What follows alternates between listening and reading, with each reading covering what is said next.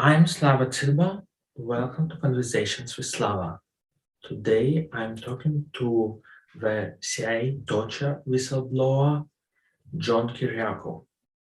John, you worked in Pakistan as part of a war on terror. You have experience in that country. Um, Former Prime Minister Imran Khan originally claimed to have received a so-called threatening letter from the United States shortly after visiting Russia and meeting with Putin, despite what the US government wanted Pakistan to do. How credible is the allegation that the US had a role in his ouster, the no confidence vote, something that was at the time denied by the United States and has effectively been backtracked by Mr. Khan as of now. Well, let me preface my comments by saying a few things. First of all, I'm not normally a defender of US foreign policy. Secondly, I've had a long time respect for Imran Khan for several different reasons. He was exactly what Pakistan needed at the time that he became prime minister. He was not beholden to any special interests. He was independently wealthy and used his wealth for the Pakistani people. For example, he built several children's hospitals. He was immensely popular, particularly because he was arguably the greatest cricket player who's ever lived.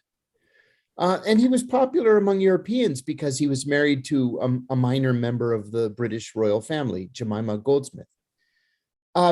With that said, Imran Khan had a long time bad habit of blaming the United States every time something went wrong for him politically.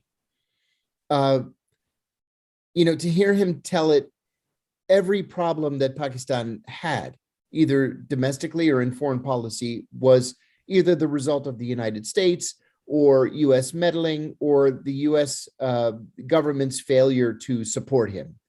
Everything was always somebody else's fault. There was no threatening letter to Imran Khan. What there was a diplomatic démarche. This is something that the United States does. This is something that every country on the planet does in the course of its foreign policy.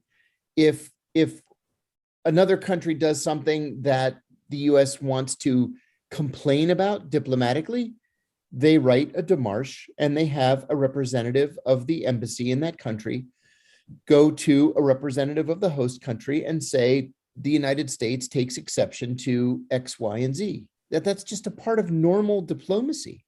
This was not a threat to him. The problem that he had politically was twofold. First of all, he could never turn around the Pakistani economy. That was number one. Number two is that he finally ran afoul of the Pakistani military. And whether we like it or not, it's the military in that country that runs the day-to-day operations of government. That's the system that they've given themselves.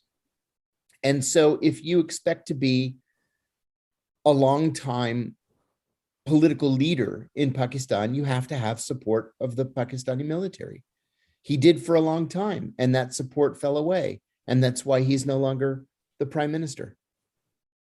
But where US government has connections to the Pakistani military, it gives an enormous amount of money to Pakistan, and US government has a history of meddling in other countries. So do you think it could have played a role when such a démarche comes from a country without this history? Of course, but when it comes from a country with a history of influencing events around the world?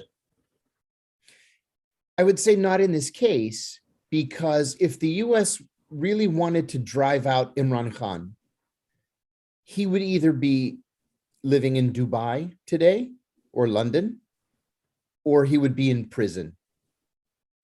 I think, like I said, the Pakistani people were tired of his promises of economic development that never materialized. I think that that he had been in office for a long time, and it was time for a change. At least the Pakistani people believed it was time for a change. Now, listen, if I were Pakistani, I would be an Imran Khan supporter. I would be an Imran Khan voter. I like him. I trust him. I think that he has, of all major Pakistani politicians, he has the best ideas for that country. But they were tired of him, and they wanted him out.